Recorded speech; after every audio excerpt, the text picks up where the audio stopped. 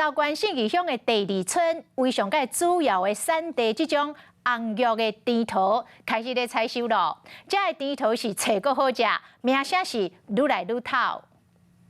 接近孙海桥这个红玉甜桃的产园，有日头咧笑，发出来甜桃水个甜，接起来嘛脆脆。农民金作阳2年前接手爸爸的果子园，即马有这个好成绩，会感觉真安慰嘛，真骄傲。也分享说可以来种看看啊，之后在乡公所的辅导下，就终于有成立一个产销班。信义乡公所农管科讲，经过3年辅导，红玉甜桃的产量渐渐变多，嘛互愈来愈多农民愿意种植。常常都是供不应求，因为这边的这个红玉甜桃品质非常的不错，甜味也很好。